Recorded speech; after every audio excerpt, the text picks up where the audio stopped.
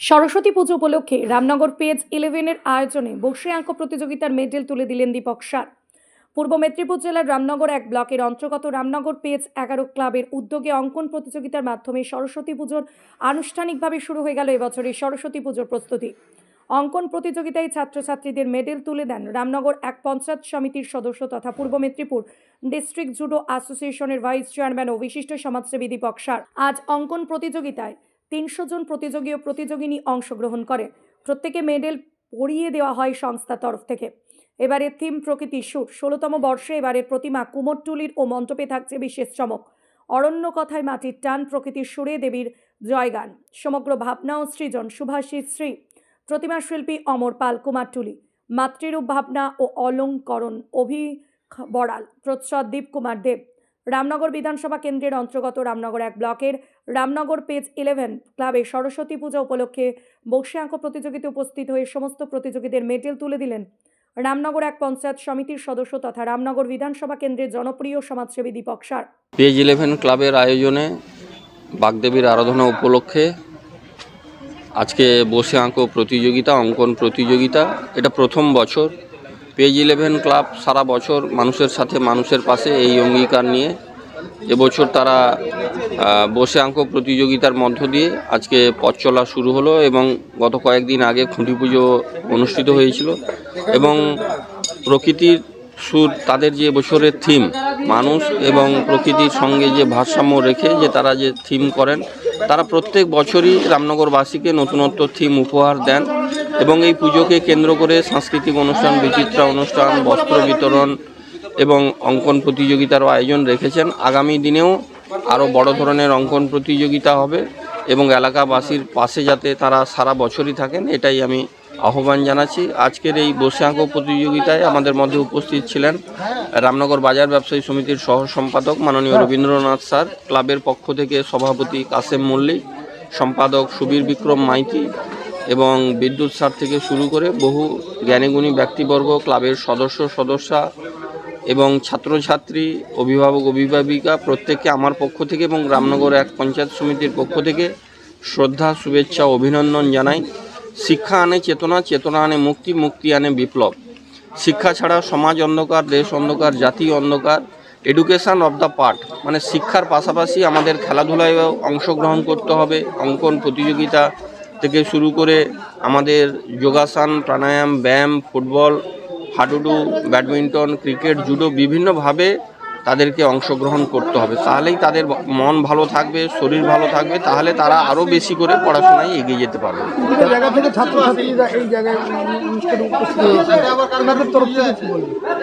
ছাত্রছাত্রীরা এবছর প্রথম এখানে অঙ্কন প্রতিযোগিতায় অংশগ্রহণ করেছিল এবং তাদেরকে আমি আহ্বান জানাবো যে আগামী দিনে তারা যাতে পড়াশোনার সাথে সাথে ভালো মনের মানুষ হয়ে ওঠার স্বপ্ন দেখে এবং বাবা মা শিক্ষকের কথা মেনে চলে, তাহলে তারা আরও এগিয়ে যেতে পারবে। কারণ তারা দেশ গড়ার কারিগর, আগামীর ভবিষ্যৎ, যাদের দিকে দেশ, সমাজ, জাতি তাকিয়ে আছে। তাই এই নতুন প্রজন্মকে, তরুণ প্রজন্মকে, এই ছাত্র সম্প্রদায়, যুব সম্প্রদায়কে আমাদের সকলেরই প্রচেষ্টা থাকবে তাদেরকে আরও এগিয়ে নিয়ে যাওয়ার জন্য। দাদা, এবার পেজ 11 কুমোরটুলির প্রতিভা আর অন্যদিকে প্রকৃতির সুর, প্রকৃতির ভাবনা নিয়ে তাদের মণ্ডপের থিম, এবার কতটা আকর্ষণীয় হবে দর্শকদের কাছে? আমাদের পূর্ব মেদিনীপুর জেলায় যে সমস্ত বড় বড় স্বেচ্ছাসেবী সংগঠন, ক্লাব আছে, তার মধ্যে আমাদের পেজ 11 ক্লাব একটি অন্যতম ক্লাব। তারা প্রত্যেক বছরই রামনগরবাসীকে একটি নতুন উপহার দেয়, প্যান্ডেল থেকে প্রতিমা। তাই এবছর কুমোরটুলির প্রতিমা যেমন থাকছে, প্রকৃতির সুর তাদের এই প্যান্ডেলের যে থিম, তাই রামনগরে বহু মানুষ আসবেন, প্রত্যেক বছরই আসেন, তবে এবছর আরেকটু বেশি আমরা মানুষ আসবে আশা করছি। তাই মানুষের কাছে একটি সাড়া ফেলেছে এই থিম। আমি সবাইকেই আহ্বান জানাবো, জাতি, ধর্ম, বর্ণ নির্বিশেষে আপনারা সবাই আসুন এই বাগদেবীর আরাধনায়। রামনগরবাসী একদম এই প্রাণের উৎসবে তারা মেতে উঠবে। উপস্থিত ছিলেন রামনগর বাজার ব্যবসায়ী সমিতির সহ সম্পাদক রবীন্দ্রনাথ সার, বিশিষ্ট প্রধান শিক্ষক অশোক প্রধান, ক্লাবের সভাপতি কাশেম মল্লিক, সম্পাদক সুবীর বিক্রম মাইতি, ক্লাবের সদস্য বিদ্যুৎ সার সহ আমন্ত্রিত সকল অতিথি ও ক্লাবের সদস্যগণ। এবছর পুজো মণ্ডপে থিমে রাখা হয়েছে প্রকৃতির সুর। অরণ্য কথায় মাটির টান, প্রকৃতির সুরে দেবীর জয়গান। হারিয়ে যেতে বসা গ্রাম বাংলার ঐতিহ্য শিল্পকে সাধারণ মানুষের সামনে তুলে ধরতেই এই ভাবনা নেওয়া হয়েছে বলে জানান ক্লাবের সদস্যরা। মণ্ডপে এলে সাধারণ মানুষ দেখতে বিশেষ শিল্পকলা।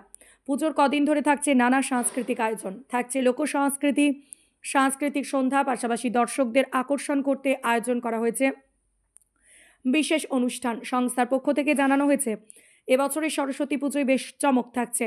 ক্লাব সদস্য, এলাকার সাধারণ মানুষ ও শুভান্যধায়ীদের সহযোগিতায় এই পুজো সাফল্যের সঙ্গে সম্পন্ন হবে বলে আশাবাদী উদ্যোক্তারা। আজকে 18ই জানুয়ারি রবিবার, আমরা যেমনটা প্রথম থেকে বলেছিলাম যে আজ অঙ্কন প্রতিযোগিতা, এটা দিয়েই আমাদের এবছরের বাণী বন্দনা, বাণী আরাধনা শুরু করলাম। আমরা এবছরের কর্মকাণ্ড শুরু হলো অঙ্কন প্রতিযোগিতার মাধ্যমে। যেমনটা দেখতে পাচ্ছেন, কাছাকাছি 300 ক্ষুদে ক্ষুদে শিশু শিল্পীরা আমাদের এই প্রতিযোগিতায় অংশগ্রহণ করেছেন। খুব ভালো লাগছে প্রথম বছর আয়োজন করে এতটা যে সাড়া পাবো, বা এত লোকজন যে আমাদের ডাকে সাড়া দিয়ে, আবেদনে সাড়া দিয়ে গার্জিয়ানরা ওদের বাচ্চাদের পাঠাবে আমাদের এই প্রতিযোগিতায় অংশগ্রহণ করতে, সত্যি এটা আমাদের ভাবনার বাইরে। খুব ভালো লাগছে আয়োজন করতে পেরে। তো আশা করি পরের বছরে আরও ভালো করে আয়োজন করব, আরও লোকজনদের আমন্ত্রণ জানাবো যাতে আমাদের এই কম্পিটিশানে বাচ্চারা অংশগ্রহণ করে। আমরা ওদের জন্য যতটুকু পেরেছি করার চেষ্টা করেছি, যাতে কোনো অসুবিধে না হয়। প্রশাসন আমাদের পাশে ছিলেন, যেমন আমাদের খুব কাছের মানুষ মাননীয় দীপক স্যার, বাপি কাকু, বাপি স্যার, ওনারা আমাদের এই সাহায্যের হাত বাড়িয়ে দিয়েছেন, রবীন্দ্রনাথ স্যার মহোদয়। আর আমাদের আর্টিস্ট দাদা তো রয়েছেন, যেমন আমি অঞ্জনদাকে দেখতে পাচ্ছি, মিলন রয়েছে, আমাদের রামনগরের দাদারা এই বাচ্চাদেরকে যারা আঁকা শেখান এই জায়গায় পৌঁছে দিয়েছেন, যাদের সকলের সহযোগিতা নিয়ে আজকে আমরা এই অনুষ্ঠানটা যে করতে পেরে খুব খুশি হয়েছি, খুব আনন্দিত হয়েছি। পরবর্তীকালেও করব, দয়া করে আপনারা সকলেই পাশে থাকবেন। এবারে থিম আর কি কি অনুষ্ঠান রেখেছেন? এবারের আমাদের পুজোর থিম যেমনটা ঘোষণা করেছিলাম হচ্ছে প্রকৃতির সুর, মানে প্রকৃতি আর মানুষের যে মেলবন্ধন যেটা দরকার রয়েছে। মানে আমরা মানুষ হিসেবে এখন তো অনেক প্রকৃতির ক্ষতি করে ফেলেছি, ওই ক্ষতিটা কিছুটা কমানোর জন্যে, বা যাতে মানুষকে মেসেজ দেওয়া যায় যে মানুষ আর প্রকৃতির সহাবস্থান যাতে একসাথে হয়, সেটাকে কেন্দ্র করেই কিছুটা প্রকৃতির সুর আমাদের এই থিমের নামকরণ হয়েছে। মূলত আমাদের এবছরের যে প্যান্ডেল যিনি করছেন সুভাষিস দা, এগরার মাননীয় সুভাষিস জি, মধ্যপ্রদেশের গণ শিল্পের ওপর পুরো কাজ হবে, যেটার মাধ্যমে আমাদের পুরো মণ্ডপে কারুকার্য তুলে ধরা হবে। গণ শিল্প বলতে আপনারা যদি একটু জানার চেষ্টা করেন তাহলে জানতে পারবেন। এটি হচ্ছে মধ্যপ্রদেশ, আপনার ঝাড়খণ্ড, বিহারের একটি আদিবাসীদের উপজাতির আর্ট, মূলত অরণ্যকে কেন্দ্র করে, যেখানে প্রতিটি বিন্দু কথা বলে, প্রতিটি রেখা বাঁচার গান গায়। ওই গণ শিল্পকে কেন্দ্র করে এবছর আমাদের মণ্ডপের কারুকার্য চেষ্টা করব।